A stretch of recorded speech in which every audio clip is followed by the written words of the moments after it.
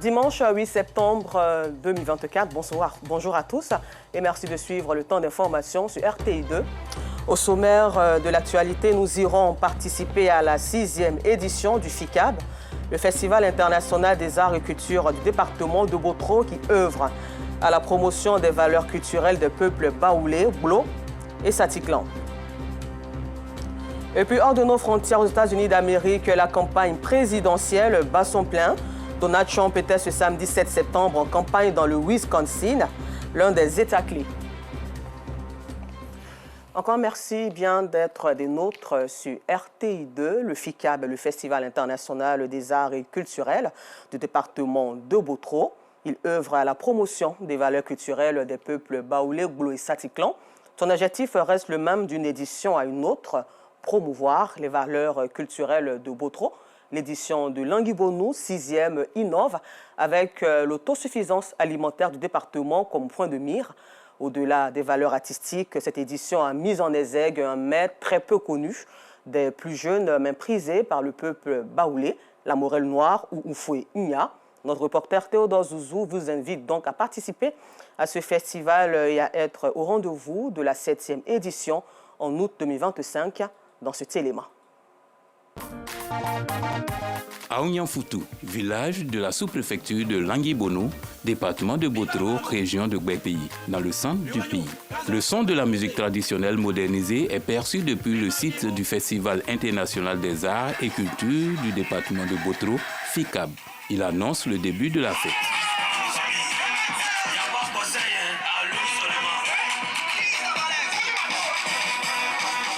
Les têtes couronnées du département font leur entrée au terrain d'Irrationnou.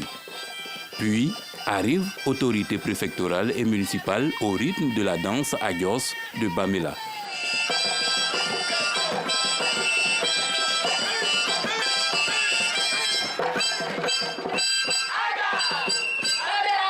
Le commissariat général du FICAB vise véritablement la promotion et la valorisation des us et coutumes de notre département qui sont déjà en perdition. Aujourd'hui, le baoulé. Nous-mêmes, parents, nous ne parlons pas aussi bien le baoulé. Comment nous allons faire pour nos enfants? Il est important de savoir valoriser cette langue-là. Nous avons dit que le FICAB appartenait à tout le département de Botro. Après les éditions de Botro et de Diabo, tout naturellement, c'était au tour de la localité de Languibonou de nous accueillir. Et c'est ce qui justifie notre présence ici. L'art culinaire est mis en exergue. Le thème de cette année, la culture et le tourisme, quelle contribution pour la souveraineté alimentaire. La culture nous permet de pérenniser nos mets traditionnels. Maintenant, nos repas traditionnels, nous mettons nos pieds fermement dans nos terres. Et les gens viennent d'ailleurs pour voir tout ce qui est sur notre territoire. C'est le tourisme. Et le tourisme, quand il vient, ce n'est pas pour manger les frites, ce n'est pas pour manger les hamburgers, c'est pour manger les sauces guaguassou. Le manioc, l'igname, la farine de maïs cuite ou le riz accompagné de la morelle noire, appelé fouenya en langue locale baoulé. C'est le menu imposé au concours culinaire Talier d'Or. Objectif, transmettre les techniques culinaires et les mets baoulés, Glo et Satiklan à la nouvelle génération. On a imposé un repas, le fouenya, pour voir comment elle s'en sort. La morelle noire, ou de son nom scientifique, le Solanum nigrum, se prépare de différentes façons, sous forme de pâte, sauce, et se mange salé ou sans sel. Je prépare mon fouenya avec arachide. Je mets un fouenya là au feu, et puis je lave manioc là pour mettre sur fouet là, et puis je prépare tout ensemble. Après, si c'est cuit, j'enlève le fouenya, et puis je pile fouenya là, et puis je mets arachide dedans. Le manioc là, on ne pile pas. Fouenya là, accompagné en baoulé, bon, on dit à Imbakplere, et puis à Guakangé. Puis ça aussi, c'est champignons. Bon, en baoulé, on dit boyfait. Bon, ça c'est pour Namuku. On fait ça, sorte Namuku agouti accompagné de foutu ignam. J'ai mis ça dans le mortier pour pouvoir piler, pour ajouter l'arachide pour donner une bonne saveur à la feuille. Le sel qu'on ajoute au fouet pour sentir un peu plus la douceur de la feuille. C'est ma grand-mère qui m'a montré ça. Avant que nos grands-parents font ça là, il n'y avait pas des assiettes comme ça là. C'est les taliers avec soko. Ça là, c'est nous-mêmes on sème et puis on récolte, on fait ça, on fabrique ça comme ça. Quand il prend pour faire le taux, c'est bien joli et puis le goût, il y a un parfum derrière. La compétition est rude, mais chaque femme croit fermement en sa victoire. Je suis venue pour gagner. Je me suis déplacée depuis Diabo pour gagner. Je ne suis pas venue pour perdre. Donc j'ai la foi que je vais gagner. Les jeux patrimoniaux, la Wallé et la Toupie, sont également de la partie. Ils attirent de nombreux admirateurs et curieux. Un retour aux sources qui séduit le directeur régional de la culture, le maire de la commune et plusieurs autres festivaliers. Un festival qui fait la promotion de notre patrimoine culturel, il n'est jamais de trop parce qu'il y a toujours la jeunesse qui ne maîtrise pas, qui ne connaît pas certaines pratiques de nos parents.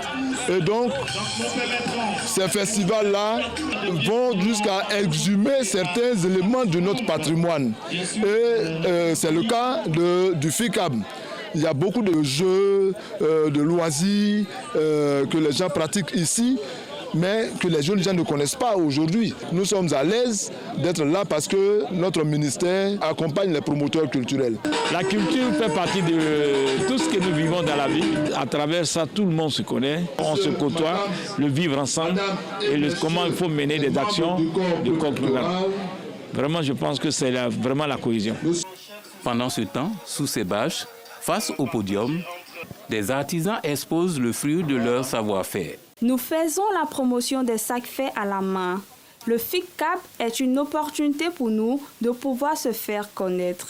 Les visiteurs affluent devant les stands.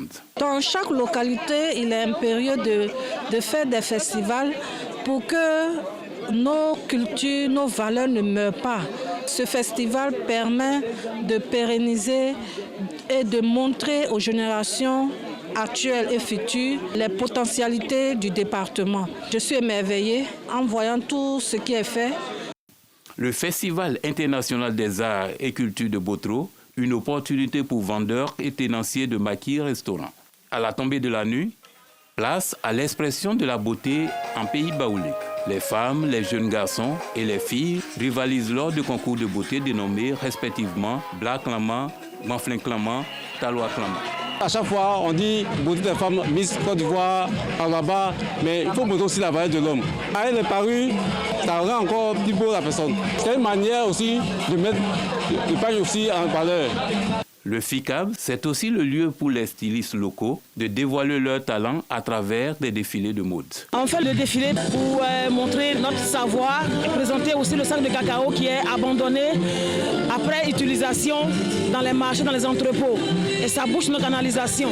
Donc nous faisons des recyclages et nous faisons des tenues avec. Tout ce qui est art, culture, nous, ça nous concerne. Et ce qu'on a vu tout à l'heure ici, que ce soit le défilé de mode, que ce soit les artistes qui passent, ça rentre dans ce cadre. Et ça, j'estime que c'est quelque chose de très beau et c'est pour cela que nous sommes là pour soutenir les initiateurs de ce grand projet pour le développement culturel de notre département. Les chanteurs en herbe s'essaient au karaoké.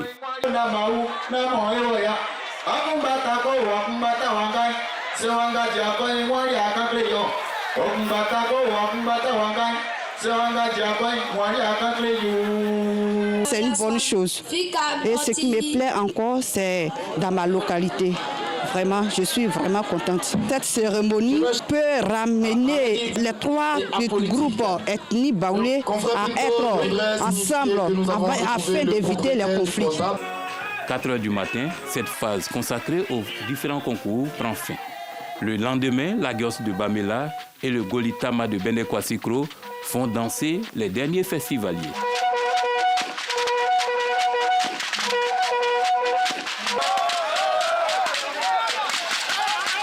Ici, valeurs culturelles et fraternité flirtent étroitement. C'est un sentiment de fierté et ça nous fait plaisir lorsque nous voyons les cadres s'associer, s'unir pour une telle fête. Ça nous va droit au cœur. Ndianfoutou, Rassenou et Bangaoukan. Tous les 3 villages, on est ensemble. On doit être unis, solidaires pour le développement de notre village. La 6e édition du FICAB est une réussite. Elle transmet à la 7e édition qui se tiendra en 2025 à Botro la flamme de l'amour dédiée à la culture et au patrimoine du peuple baoulé.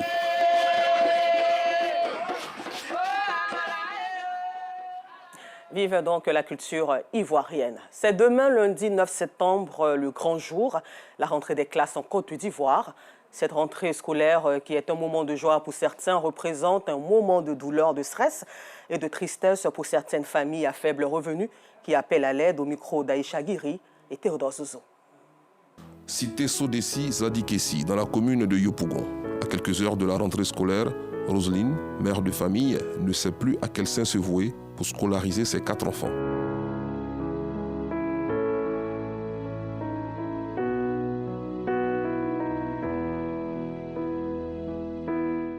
Elle est tresseuse et son époux est au chômage. Pas de moyens financiers. D'ailleurs, dans l'impossibilité de payer le loyer, elle et sa famille ont été mises à la porte par leur bailleur. Aujourd'hui, Roselyne et ses enfants sont logés chez son beau-frère. Ses enfants risquent donc de passer une année blanche. Ça fait presque 4 mois, mon mari ne travaille pas. Et voilà la rentrée scolaire. On ne sait pas comment faire scolariser les enfants. J'ai 4 enfants. Donc, on n'a même pas encore fait les inscriptions. On ne sait pas ce qu'on va faire. Le petit, c'est pas cool. Je ne sais pas. C'est pour ça que je voudrais que vous veniez en aide pour aider ma famille. La maison que nous sommes dedans, c'est la maison de frère et maman. On nous a arrêté de l'autre côté. Donc on a venir se réfugier ici. Aidez-nous pour pouvoir scolariser mes enfants. Je vais aller à l'école, mes parents n'ont pas les moyens. Mon papa, ça fait des mois, il est à la maison, il ne travaille pas. Donc, je vous prie d'aider mes parents à ce que nous puissions aller à l'école. Je passe en 5e, je veux terminer mes études et puis mes petites soeurs. Donc, chers parents, aidez-nous, aidez mes parents à ce qu'ils puissent nous inscrire pour que nous puissions passer à l'école. Toujours dans le même quartier, Mariam, élève, vit chez sa grand-mère, veuve, actuellement malade. Mariam a arrêté les études en classe de 6e il y a 3 ans. Sa grand-mère est incapable d'assurer sa scolarité ainsi que celle de sa sœur cadette. Je suis à côté de ma grand-mère qui n'a pas les moyens pour payer mes études. J'ai arrêté mes études, ça fait 3 ans maintenant que je ne vais pas à l'école. Et cette année, j'aimerais partir à l'école. Aidez-moi s'il vous plaît, pour que j'aille à l'école. L'école, là, ça a arrêté. Même pour manger, mais il ne peut pas. Si vous pouvez m'aider, même moi je suis vieille, mes enfants, là, ils vont aller à l'école. Ça fait lundi, je n'arrive pas à dormir. J'appelle partout. Je veux m'aider pour que l'enfant va aller à l'école. Ces mères de famille à faible revenu, en cette rentrée scolaire, ont le sommeil trouble et le regard tourné vers les personnes de bonne volonté afin de les aider à scolariser leurs enfants. Sport football avec Arsène Kouassi du service des sports. Retour à présent sur la victoire des éléphants de Côte d'Ivoire sur les Chipolopolo de la Zambie. Les champions d'Afrique réussissent leur entrée dans la compétition des éliminatoires de la CAN 2025 en disposant de la Zambie. Une victoire qui a mis du temps à se dessiner, d'autant plus que les éléphants ont dominé la partie mais ne parviennent pas à trouver la faille, comme en témoigne la maladresse d'Amad Diallo. 0-0 à la pause. Au retour des vestiaires, les éléphants poussés par leur public repartent sur les mêmes bases, mais se heurtent à une défense bien regroupée des Chipolopolo. La délivrance viendra finalement de Jean-Philippe Crasso, que le sélectionneur Faye Emes fait entrer à la 70e minute. Et 3 minutes suffisent pour que l'attaquant de Paris FC se mette en évidence. Franck Yannick Kessier, il y a l'appel de Traoré Béni, premier ballon de Traoré Béni. Et lui, il a vu Simon Adingra qui peut faire la différence. Simon Adingra, il va trouver Jean-Philippe Crasso. La frappe était de Jean-Philippe Crasso qui a frappé. L'ouverture du score de Jean-Philippe Crasso qui libère tout un peuple. Coaching payant pour Faye puisqu'une dizaine de minutes plus tard, Crasso se signale à nouveau pour le doubler. Bah oui, ils sont sur la bonne voie, parce que la physionomie reste inchangée, ils sont toujours tranchants offensivement. Allez, il n'y a pas de position de hors-jeu, le ballon n'est pas sorti avec cet autre ballon. Et le deuxième but dans la Côte d'Ivoire, le doublé de Jean-Philippe Grasso, le libérateur ce soir, c'est cet homme. 2-0 score final, la Côte d'Ivoire démarre parfaitement sa campagne éliminatoire et jouera contre le Tchad ce mardi lors de la deuxième journée au Cameroun sous le coup de 19h. Et puis terminons ce temps d'information aux États-Unis d'Amérique où la campagne présidentielle bat son plein. Donald Trump était hier samedi 7 septembre en campagne dans le Wisconsin, l'un des États clés de ceux qui pourraient faire basculer le résultat final le 5 novembre 2024. Alors que les sondages restent serrés, il s'est attaqué violemment à son adversaire démocrate, Kamala Harris, qui prépare le débat du mardi. Encore merci à vous de nous avoir suivis et bonne suite de programme sur RTI2.